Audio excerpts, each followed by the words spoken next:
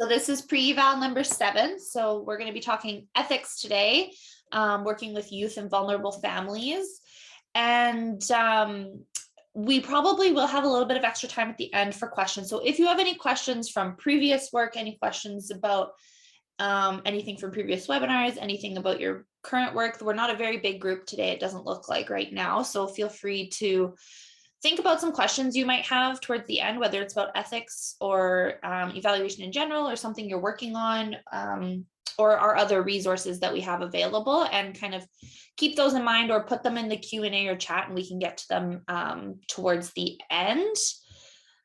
And in particular, there's a lot of different ethical considerations, I think, that come with working with different populations. And so we're probably not going to touch on every population and every specific ethical consideration today. So if there is a population you're working with that you have a specific ethics question about, again, keep that in mind. We'll have time for questions at the end. So with that, I will pass it over to Jason.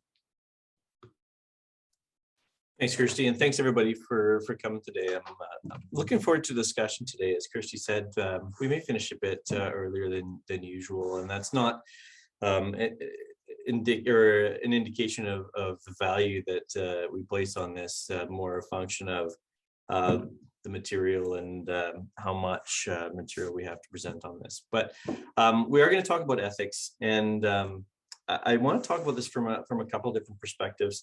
If you spent any time in a university doing academic research, then ethics will be probably something that you've dealt with a lot. So we will be kind of addressing this not so much from sort of an academic ethics perspective in terms of like ethics review, but more from the perspective of kind of principles of ethics when working with vulnerable populations, or for that matter, working with any population, and how those extend, especially in cases where we're working with vulnerable population.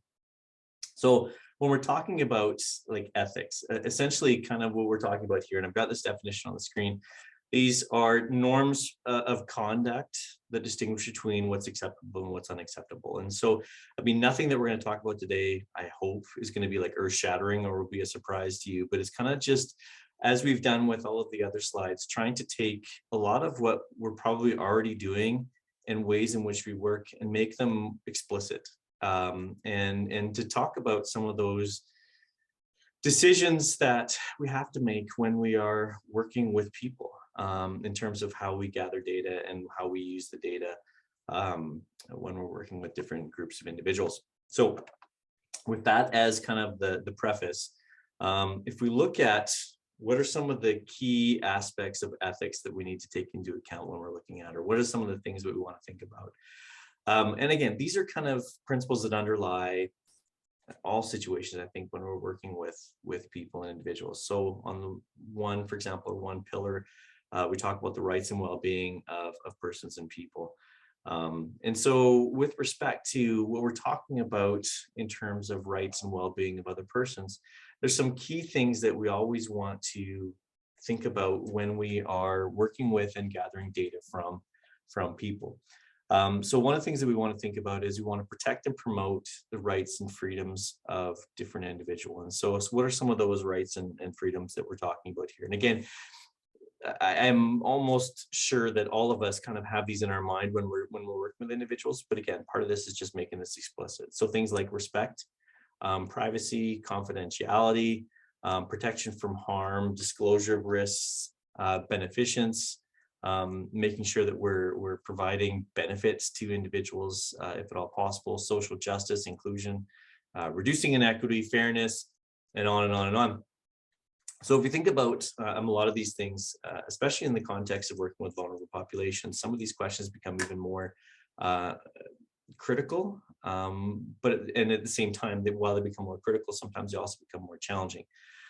So if we take just a couple examples of different types of things that are important to think about when working with individuals in terms of rights and well-being. I'm going to give you a couple famous examples of unethical research, just to kind of illustrate the point of how not to work with individuals. One of the most famous ones is Tuskegee syphilis studies. And if you aren't familiar with this, I'll give you kind of the basic premise of this. that down in the southern states, there was research that was being done on what was the impact of untreated syphilis on people's brains. There was some large-scale studies that were done in relatively, well, not relatively, very poor Black communities down in the southern states, where they recruited individuals to come and participate in this research study. On the face of it, you might think, okay, well, syphilis research is important, and we actually need to know the progress of this work. The problem and the unethical aspect of this is the individuals who were recruited for this study were told that they were going to get free healthcare for signing up for this particular study. And they thought that they were getting treated for whatever maladies that they thought they had. But not only were they not getting treated, they were being, unbeknownst to them, part of this research study of what happens with untreated individuals in terms of syphilis, which is a very treatable disease with simple penicillin. And so, I mean, that's an egregious case in this case of people whose rights weren't respected and who were lied to, which we'll talk about in terms of honesty, but in terms of just a lack of respect for their capacity and ability to actually give free and informed consent as to whether or not they actually wanted to participate in this particular study, and they were never given that particular case or that choice. And so again, we can talk a little bit about, you know, I think it's pretty obvious what some of the ethical implications of that one. But some of the justifications that people attempt to use for these cases are, well, you know, the ends justify the means. But I think in these particular cases, obviously these are very egregious. The ends don't justify the means in terms of how we treat individuals in those cases. The other one, it's a bit more of a still just as egregious, but a little bit more nuanced in terms of how this study took place. This was it's often called the Laud-Humphreys tea room study, and again, similar type of premise with this one in terms of the ends, I think, were laudable, and this was at a time when the dominant kind of perspective on homosexuality was that it was a form of psychological deviance. And so Laud-Humphreys was the researcher who felt that homosexuality was just homosexuality and had nothing to do with deviant behavior. And so he set out to try to show or prove that people who were homosexuals were just regular people. And the only thing different about them was they happened to be homosexual and not heterosexual. And so what he did was he went to a well-known gay bars, and he would follow individuals into, or not follow, he would go into the bathroom where people would engage in rendezvous with other people. And then he would surreptitiously follow those people home, record their address, and then he would come by later posing as something innocuous like a meter reader or a utilities person. And then using that method, he found out all sorts of personal information about the individuals that he followed in terms of like marital status, income levels, children. And what he was able to show was, in fact, he proved his hypothesis that like almost all of these individuals wouldn't be sort of like considered deviant. They were regular individuals with regular jobs and regular families, stuff like that. The problem with this, if you think about it, then again, is in this informed consent. And you can imagine, for example, perhaps you're the spouse of one of these individuals that was followed home, and the results of this study come out, and they talk about the stuff, and then your spouse is like, wait a minute, that person came to my house. So as a researcher, as an evaluator, it's not my position to disclose that information to anybody on purpose or otherwise. And I could go on and give you all sorts of examples of unethical issues, but when it boils down, a lot of these ethics challenges from a lot of these sort of well-known studies come down to the lack of informed consent in terms of people weren't given the opportunity or the chance to choose to or not choose to participate in these studies. And so if you look at these rights and freedoms, respect, privacy, confidentiality, all of these in these cases I've given you were violated. As I said, I could give you like tons and tons of these different types of experiments. So one of the primary considerations when we're doing evaluation is making sure that we have informed consent. And so when we're working with vulnerable populations, one of the other things we need to think about is voluntariness. So again, just to give you an example, if I was doing an evaluation with students who I teach, it would be unethical for me to ask them to participate in my research. And the reason why it would be unethical is that the ability of my students to give voluntary informed consent is limited by the fact that I'm the one who's assigning grades to them. So I hold a position of power over them. Even if they think and believe in their own minds that they are able to give voluntary consent, somewhere in the back of their mind, their willingness to participate in my research might be influenced by, again, whether it's true or not, the beliefs that they have about how that power dynamic might actually play out. And so when we're working with any vulnerable populations, for example, like prison populations, we have to keep that in mind as well, right? That their participation may or may not be influenced by the thoughts they have about how that willingness might impact their participation. So again, think about the populations that you work with and the power dynamics that might be at play when we are asking for voluntary participation. So even if we are completely upfront and honest and we're trying to work in an ethical manner, the individual's perceptions of the influence that we might have could play a role in terms of their willingness to participate. Even things like signing informed consent forms. From a Western perspective, this is one of those fundamental kind of things that we believe is important when we get informed consent, that somebody signs their name, indicating that they're willing to participate in the evaluation or research that I'm participating in. But in some situations that people have gone through, signing your name to a document is a really dangerous thing to do in terms of not just sort of like politically, but like there's life endangering kinds of situations where people have been asked to sign confessions and other types of things. So there can be a lot of these different things going on in the background when we are working with individuals.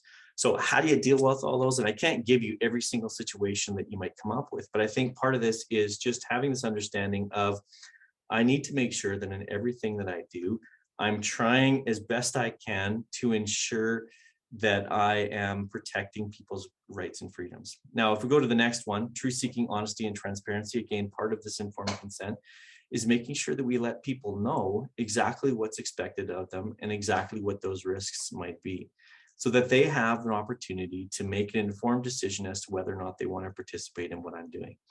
And so part of this includes not only what I'm going to do or ask them to do for me in terms of the evaluation, but also what I'm planning to do with the information that's provided to me, right? And so if they are responding to an evaluation, and what I'm going to do is I'm going to turn this around, pardon me, and build an app and make millions and millions of dollars from the information they provided to me, that's information that I probably should tell them, because that might influence whether or not they're willing to provide their data to me and whether or not there needs to be some compensation for that thing. So that's this whole transparency angle, is making sure that I'm providing as much information as possible in order to help people make those kinds of decisions. Part of this as well, and we'll talk about this little bit later on, we need to take into account the language and literacy capacity of the people that we're providing information to. So just because I'm saying it doesn't necessarily mean that they are understanding what I'm saying in the way that I'm intending. Now, if we take the final kind of pillar of this, responsibility to stakeholders in society, with this one as well, in terms of our stakeholders, when we do our stakeholder mapping and map out all the different individuals who are part of the research or the evaluation that we're working in, we have an obligation, if we're collecting information, to make sure that we do something with that information.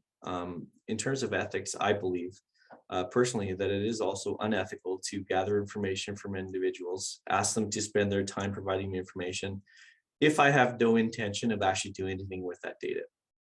And so they're taking the time to provide the data, and then I'm just going to let it sit in the database for like 30 years, is probably, again, in my view, not an ethical use of people's time and their data. And so part of this is a commitment to say, okay, what am I going to do with this data? What are my obligation when it comes to reporting back, to using this data?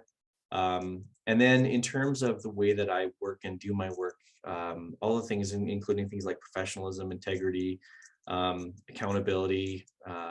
So sometimes, for example, when I'm working with groups, there can be pressure that comes from organizations to ensure that only positive information is provided. Right, we all want to make sure that we're doing good work and that good work is represented. But as an evaluator, I also have an obligation to ensure that the work that I'm doing, that I do that with integrity, that if there are results, that I'm not falsifying data and providing stuff just to make people happy, that I have a professional obligation to make sure that I'm providing information that is accurate, and that I stand behind. And so, again, in a nutshell, these are kind of three pillars upon which, when we're doing evaluation, we want to make sure that we're taking all of these things into account with all of the evaluation activities that we're engaging in. Pardon me. So if we switch to the next slide. So the evaluation ethics, and the Canadian Evaluation Society actually has a number of different ethical standards for practice. And these ethics are integrally tied to how we go about and do our ethics. So if we look, for example, at the core values, okay? So some of those core values, according to the CES, Canadian Evaluation Society, state that CS members value doing their work well. And part of that includes the rights and well-beings of those people, truth-seeking honesty, or those three principles that we talked about previously. If we adhere to those particular principles then, and we go up to the competencies of evaluators, right? This means, or implies, if you will, that evaluators will be, in their practice, will be reflective, right? Meaning that we will think about how and why we are doing evaluations. We'll have the technical ability to do it effectively, to make sure that what we're doing actually is rigorous, that we will understand how situations can influence what we need to do. And so part of this will be, for example, if I come into a situation where I'm planning to do a focus group, but a focus group is not going to work, then I think of another equally rigorous or equally effective way to go about collecting that data. And I'm able to manage evaluations, both in terms of like the staff that are working for me, but also in terms of, like, if I'm working on a focus group, do able to manage the focus group and have that technical ability to do that. Then the interpersonal skills to be able to work with groups. And remember, part of this whole focus that we're working on is a community focused kind of approach to this. And so one of the key sort of core competencies is an ability to work with individuals and understand how people work. And then these standards, again, that we adhere to as evaluators, utility, that the evaluations that we undergo actually are going to be used, that we're not collecting data is just going to sit and never be used, that they're feasible, that if I'm recommending something, that organizations I'm working with have the capacity to actually do what I'm recommending. Propriety, again, if we're working with organizations, part of this has to do with confidentiality in terms of what I'm doing with individuals. Accuracy, and again, going back to that, I'm making sure that what I am actually doing is accurately reflecting what is going on and what is happening. And then accountability, and having accountability for the results. And I think, again, if I just use myself an example of this, I'm really careful if I put my name to something, right? If my name goes on a report, that I fully stand behind what is in that particular report. And I refuse to put my name to something that I wouldn't stand behind. And so part of this at times has come to some of those discussions with participants saying, I don't feel comfortable providing the data in a way that you want me to provide the data. So, and that's kind of where your own individual ethics come into account in terms of the types of data and the types of evaluations that you're willing to support come in. So if we sum up, so some of the common considerations in terms of ethics: number one, do no harm, which sounds simple, but I think sometimes this is one of those ones that, again, depending on the populations we're working with, can also be challenging. One of the things that I think I learned from working with some community groups, and I might have mentioned this one in a previous webinar, involved in refugee settlement organizations, was balancing how often I ask people to recall or recount their own stories and life situations, because I want to make sure that I include people with lived experience and their voice into my evaluations, and balancing that with asking people to relive trauma that they've experienced. And where's that ethical line? Because every time I ask somebody to tell me about these horrible situations they've lived in, could be potentially re-traumatizing in those situations. And so part of this do no harm, I have to take that into account and think about, do I need this data, first of all? And am I asking it in a way that is doing as little harm as possible? And in some cases, there's no way for me to get this data without some potential harm. So part of that comes down then to informed consent and being, again, remember we talked about this, open and honest with individuals about what I'm asking, what the potential risks are, and then asking if they are willing to participate. And this informed consent is an ongoing process. Sometimes in previous research studies, it was seen as once you gave informed consent, basically I can do whatever I want until the end of the study. But part of this is making sure that individuals know that if at any point in time you want to stop participating, that's okay too. And so again, depending on the topic, depending on individuals, it might be more important to continually kind of reference that and refer to that, to make sure that people understand that they don't have to participate and they don't have to continue their participation, even if they've already agreed that they were willing, that it's okay for them to say, I don't feel comfortable anymore and I want to end my participation. So again, thinking about how this is obtained, right? Do they understand exactly what's going on? Do I need a signature? Can they provide, so sometimes, for example, with surveys, online surveys, from a university ethics perspective, I don't need written consent, right? They're doing the survey is taken as an indication of that they're willing to participate, the fact that they went on and did it. For youth under the age of 18, so technically under the age of 18, students can't, or children can't actually give informed consent. There's some wiggle room in terms of that. If they're like 16 or 17, there's some wiggle room in terms of what we're asking them to do, where we might be able to get away with just having them sign off for themselves. But this is where your steering committees can be really useful, especially if they understand the population, and they know the influences. I did a study one time, for example, with an organization that worked with a lot of homeless youth.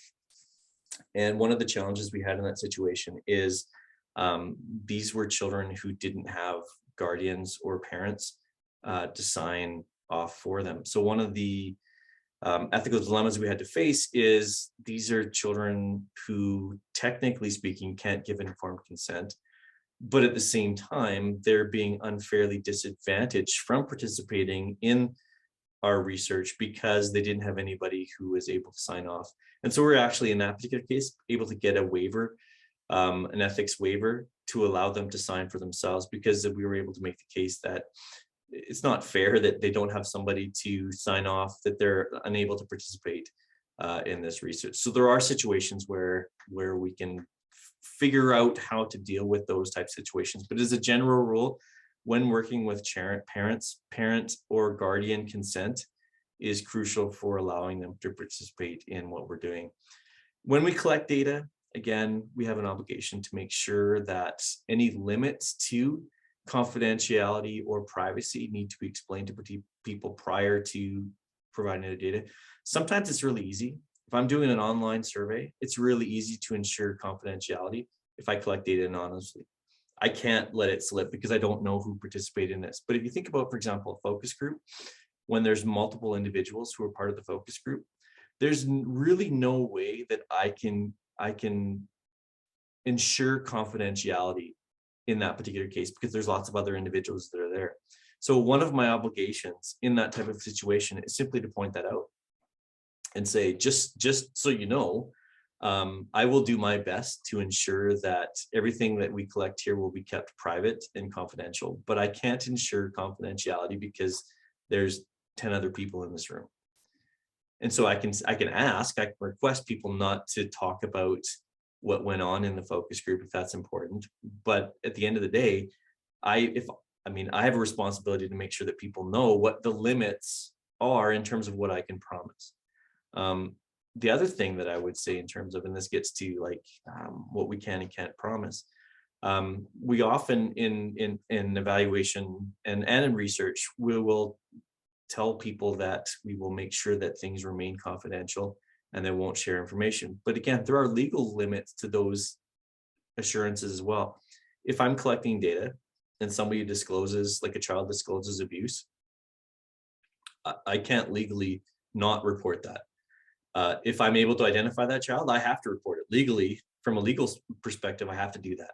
So part of this might be, again, making sure that people know the limits of what you are able to keep confidential and say, if this is disclosed, then I need to report this data.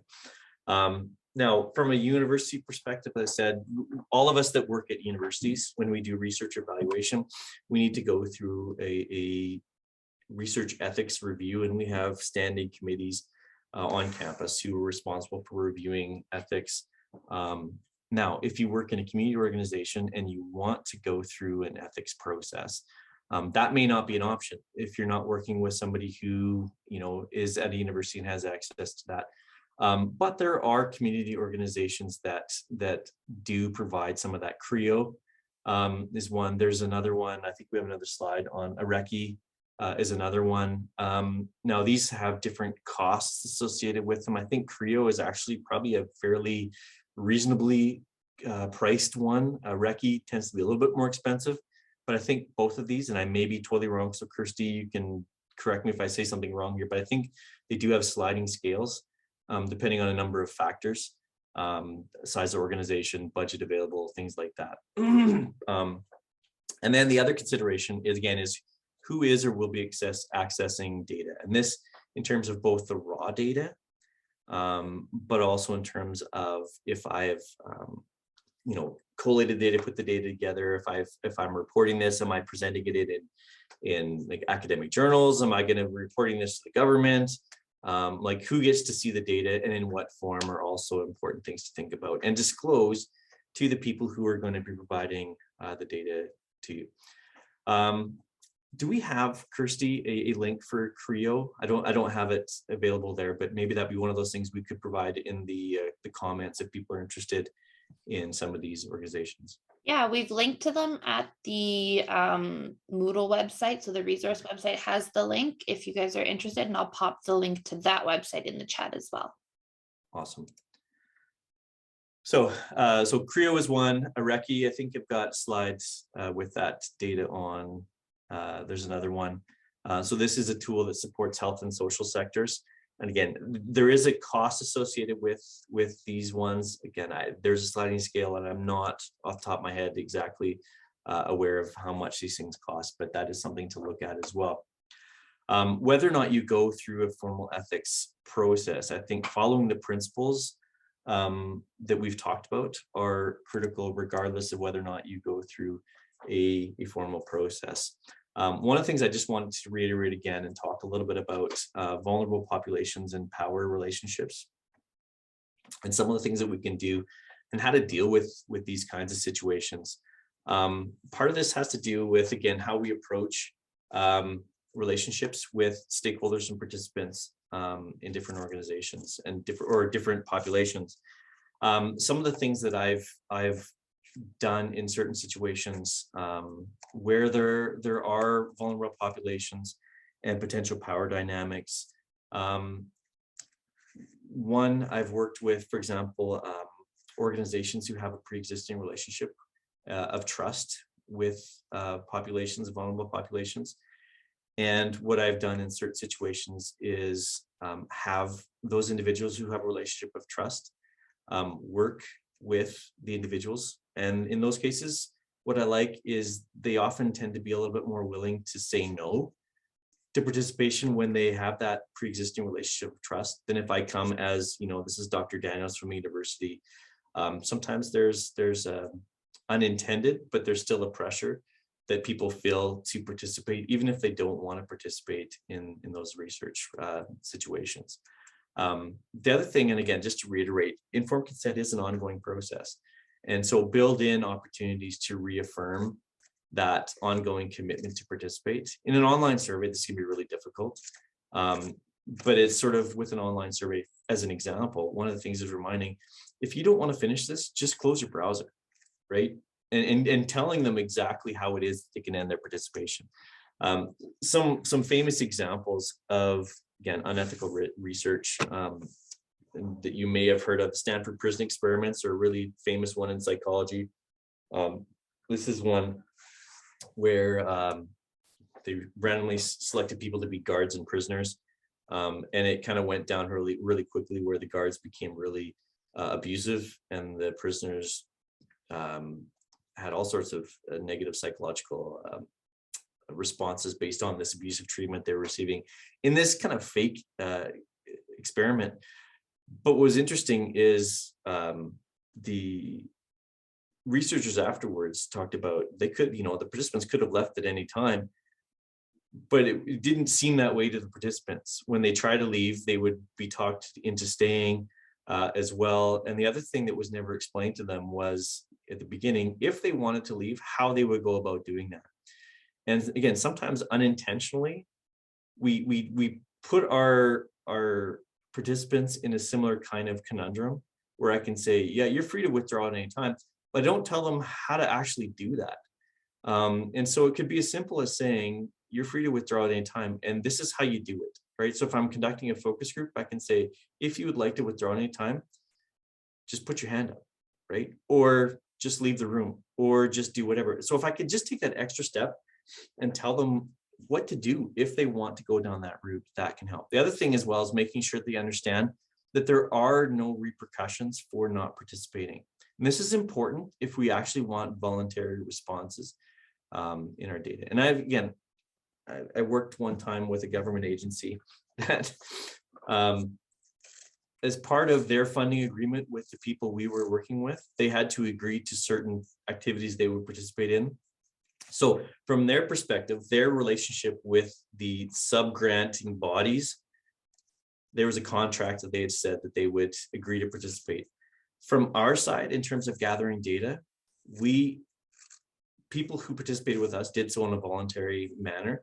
And so again, just to sort of illustrate this point, there was a couple of groups that declined to participate in the evaluation portion of this. And so when we presented the data back to the primary clients, they said, how come you only have 19 of 21 groups participating? We said, well, because 2 declined to participate. And so their question, well, you better tell us who those people are, because they agreed to participate as part of their contract. So again, part of what we had to say was, I can't tell you. You have that agreement, and you're free to go and ask them if they participate, but I can't ethically disclose who decided to participate, who decided not to participate, because I promised the people who were participating that their participation was voluntary and there's no repercussions for not participating. So part of that, again, goes down to making sure that we explain everything in sufficient detail, that people have the capacity to understand not only what they're signing up for, but if they choose not to participate anymore, they know what to do in that case.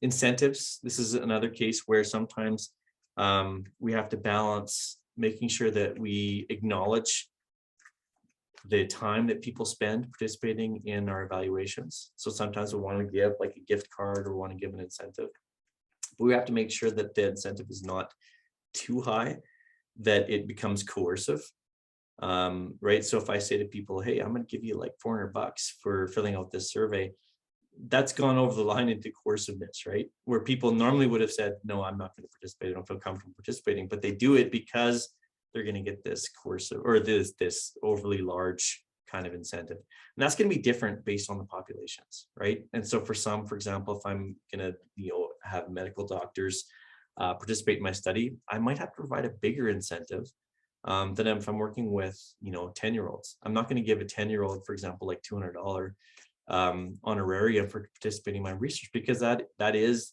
I think we could all agree, probably quite coercive for a 10-year-old to participate if I'm giving them $200 in that case. And then if we do lack the capacity for consent, so again, if I go back to my 10-year-old example, 10-year-old can't give informed consent. And even if their parents have signed off or their guardian has signed off on this, I want to make sure that I'm still getting assent. And so what assent is cases where I'm still getting, I could be verbal or otherwise, could be written agreement from those participants that they're willing to participate in what I'm working on. So what I'll often do, for example, if I'm working with kids, I'll come and say, look, your parents have said that it's okay for you to be here, but you still have a choice. And if you don't want to participate, that's totally fine. And you're not going to get in trouble, and you don't have to. And even if you want to just sit here and not say anything, that's totally up to you. So I try to really make it clear to them that, you know what, you still have a choice of whether or not you want to participate in that. But now that technically is not consent, that's assent. And so I need to make sure that even in those cases where people aren't able to give consent, whether through age or competency or other types of things, that I'm still allowing for assent in those types of situations. So other considerations, literacy levels. The general literacy levels in the general public are actually quite low. Grade 5, I think, is optimistic. There's some reports out there that sort of the general public reads kind of at a grade 4 level, grade 4, grade 5 level. It's pretty low. And if you look at a lot of the consent documents, especially like if you work with academics, our consent documents are awful. They're legalese documents that are typically written at about a grade 12 or above level, which can be really difficult. Again, if you're giving these to people that have like a grade 4 reading level, to be able to understand and really give truly informed consent. Also in terms of familiarity with research and consent procedures, knowing that they have the capacity to stop. And part of this, you know, the obligations on those of us doing the evaluations to make sure that we're very clear as to what participation entails, what their obligations are, what they're signing off to, and what the limits to those obligations are, right?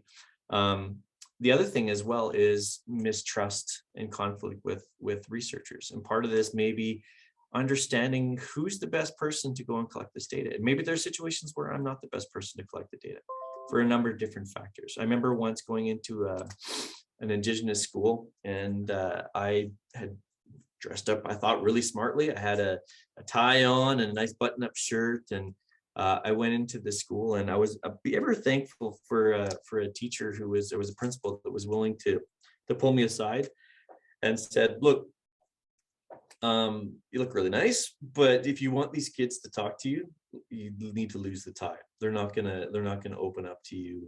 We've come in here with the tie on and all this stuff. So I took my tie off, untucked my shirt, but I still don't think I probably wasn't the best person to collect that data in retrospect, right?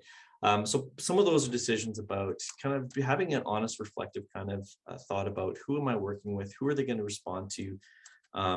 Another situation, pardon me, and I think I mentioned this one previously, but another Indigenous school, and but I was going to meet with parents, and so what I decided to do was just come at a time when they were coming to do parent-teacher interviews.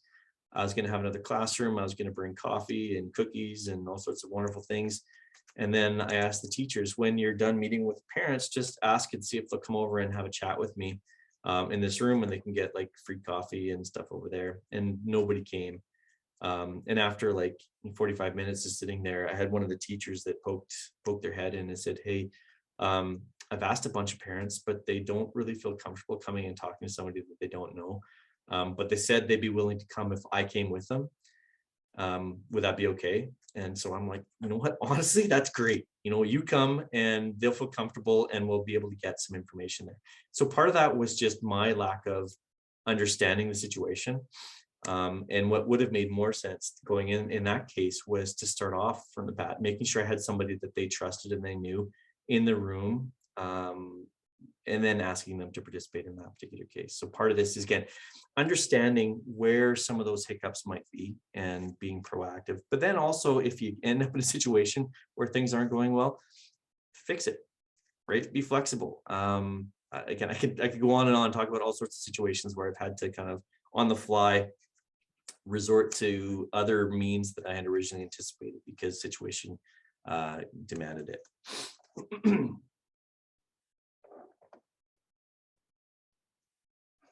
In cases of sort of trauma-informed evaluation, oh geez, I'm running out of time, sorry. I thought I would go through this really quickly. In trauma-informed evaluation, so key things we want to do: build a relationship of trust and mutual accountability. Again, part of this I think goes without speaking, that when we're working with individuals, you always want to make sure that we are approaching those situations with the intent of trying to make sure that we build those relationships of trust. We want to make sure that we understand what the impact of trauma is on individuals and make sure that when we are designing our evaluations that we take that into account. And then, as I said before, that we're not re-traumatizing individuals. Now, an additional step, and again, this is dependent on what kind of ethics review that you have. But for example, from an academic perspective, if I believe that there is potential that my participants could be traumatized or experience trauma or re-experience trauma, then I have to not just be aware of that. I also have to include right into my process what I'm going to do if that happens. Okay. And so I need to be aware of, watch for signs of trauma, and then have a plan and say, okay, if my participants experience trauma, I'm going to call Kirsty, who's a counselor, and be able to walk them over there and make sure that they have a professional that they can talk to. Again, make sure that we are not re-traumatizing individuals. And in every step of the way, we want to prioritize safety and make sure that we are doing things in a proper way.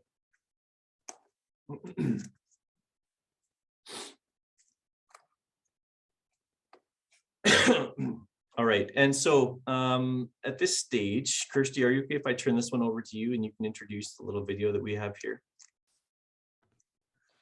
Yeah, so this is a video, and I think this is a timely and good example of ways to incorporate culture into evaluation, and making sure that that increases the meaning and provides power back to marginalized and mistreated communities who traditionally have had negative experiences in research and evaluation contexts. And so working with Indigenous communities is a good example of this. There's some other points on the slide that we'll come back to, but I think we'll start with the video. And I'm going to see if I can start a new share to show it.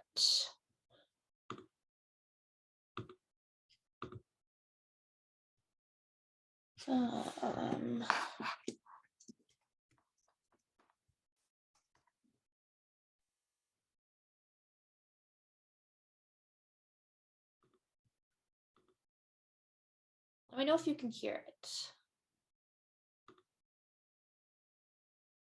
Things like evaluation. It's not about,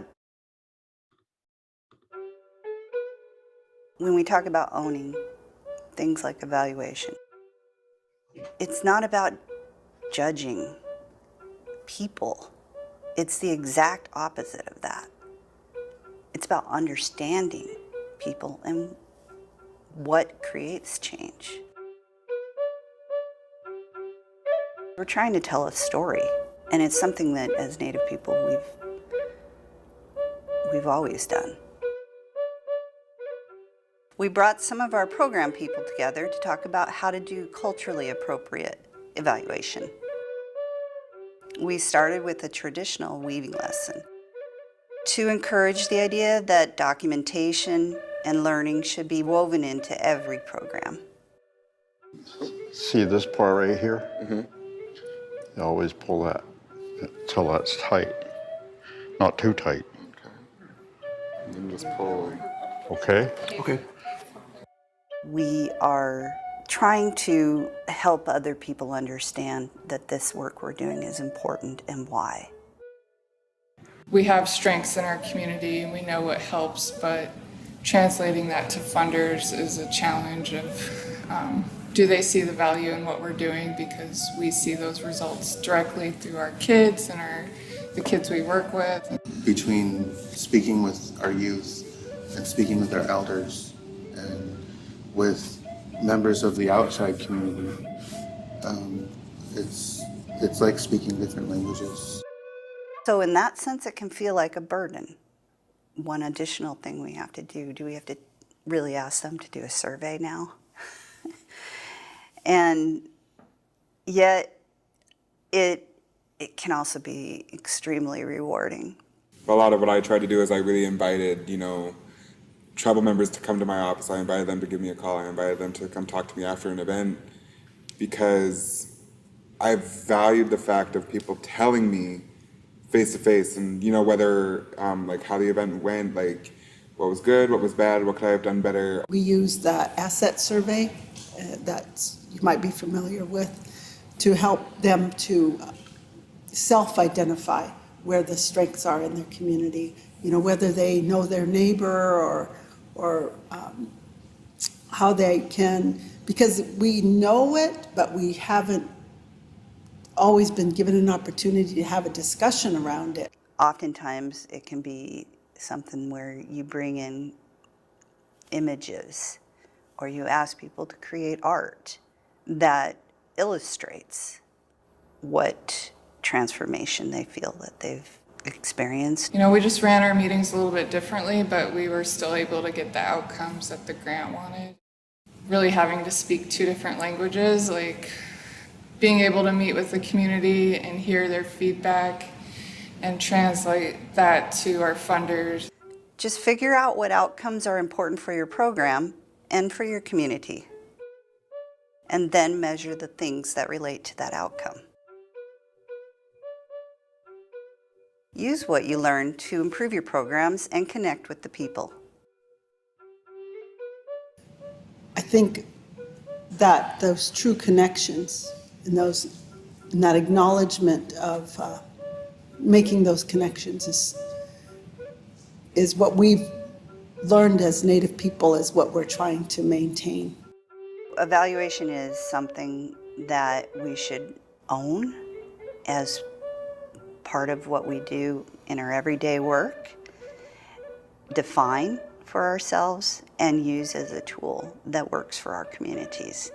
When you're twisting, you're going to feel the difference in your fingers after the day is over with. Your fingers are going to get sore.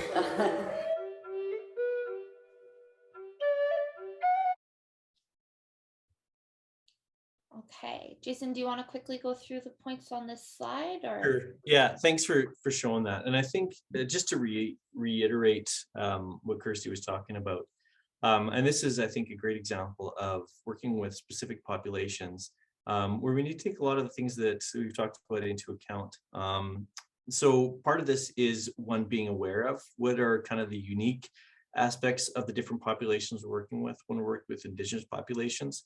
Understanding, again, some of the trauma that people, the lens through which people are looking at this from, the experience they've had in the past, and then being sensitive to that as we are coming up with methods for how we want to help them gather data. Another thing that I would say in my experience in working with Indigenous communities is just how important relationships are, and building those relationships of trust and building some time into the evaluation instead of just sort of parachuting in and said, hey, I'm going to collect all this data, to actually work with the communities and the individuals to build those relationships of trust, and then help them figure out what are the best ways to tell their own stories.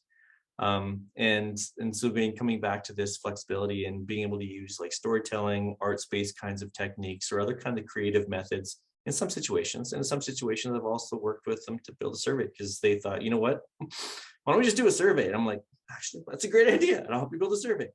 And then being able to kind of like use the language. And I think this goes back as well to some of the stuff we were talking about with our steering committee and stakeholder groups, of understanding the language that we use in terms of what we're trying to say, but also in terms of the language that people are hearing and what they understand from what I'm saying, and realizing that those aren't always the same thing. And when I use certain words and say things in certain ways, that's not always understood in the way that I'm intending. And so just being constantly willing to examine not just what I mean to say, but how I'm saying it, and making sure I can kind of translate that into different contexts. And then as well, one of the things that was kind of talked about in and passing in the video is this whole question about ownership of data, and being really clear, especially with vulnerable populations, what the expectations are with respect to the data I'm collecting, right? Who owns the data? How is that data going to be reported back? Who has access to it? And making sure that we negotiate those things up front, or at least that the people are aware of what the expectations are when it comes to, so they're sharing information with me. Is that my data now? Is that data still belong to them? And so forth. And because again, different populations have different understandings of what it means to share that data, and just being really clear as to, are we both on the same page with our expectations? Anyway, I thought that would be a short discussion on ethics. I apologize for my verbosity and my inability to articulate myself concisely. But thank you for listening. Kirsty, I'll turn it back to you to close things out. When we talk about owning, there we go. Yeah, so if anyone has any questions, we do have a few minutes, so please feel free to pop them in the chat and the Q&A while I kind of briefly go over this stuff. You guys kind of know this if you've been here before. Pre-eval, we've got one left, May 9th, I believe it is. So if you haven't registered already, please do so. Please, on our eval page, our Moodle site at eval.albertamentors.ca, we've got our questionnaire to help us evaluate the initiative, improve it, and also offer similar things in the future with Alberta Mentoring Partnership, as well as a consent form for you guys to review. I am happy to say that there have been, it seems that people have been giving informed consent because they have felt the ability to not participate, which is nice. So I think we've achieved that in our ethics. So if you want to take a look over that and go ahead and respond to that, that would be useful for us. But again, totally up to you. Coaching is open. If you would like to book individual coaching sessions, please feel free to go to the Moodle website again and book that. If you have questions about evaluation, if you have questions about how to evaluate your program, anything like that. And then UEval. So UEval, we might have briefly talked about it. It is a 1-week intensive where we have community organizations connected with students, and they help you build a evaluation plan over the course of a week. We ask our community key informants to be there in the afternoons for that week. So it's not a full day's commitment for you, but we do ask you guys to come in so you can provide information and give feedback on how that evaluation plan is working for you. So if you are interested in building a plan, or if you would like to become a student through extension learning at the university, you can go to this website here, evaluationcapacitynetwork.com/ueval, to learn more, or you can email ecninfo@ualberta.ca. The deadline to submit a case is tomorrow. However, there is a little bit of wiggle room, just a little bit of wiggle room. So if you need help filling out the information or gathering that, please send me an email. I'll put that in the chat here, or you can email the ECN info email as well. And I think we have some questions maybe in the chat.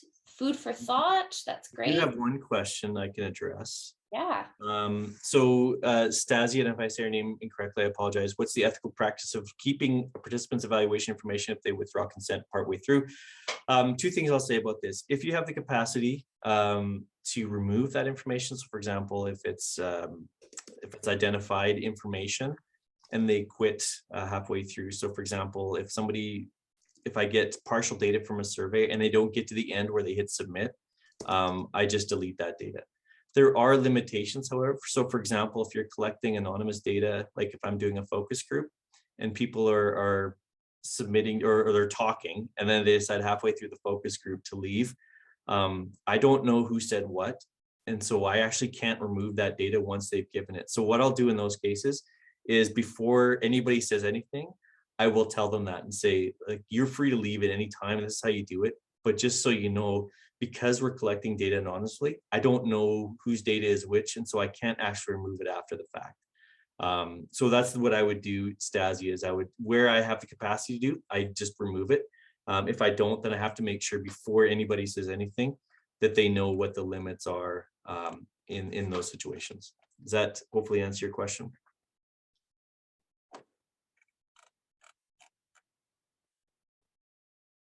Yeah, awesome. Yeah, perfect.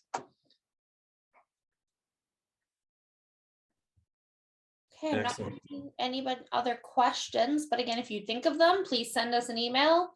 And otherwise, I think we'll see you guys in a month for our last one. Take care, everybody.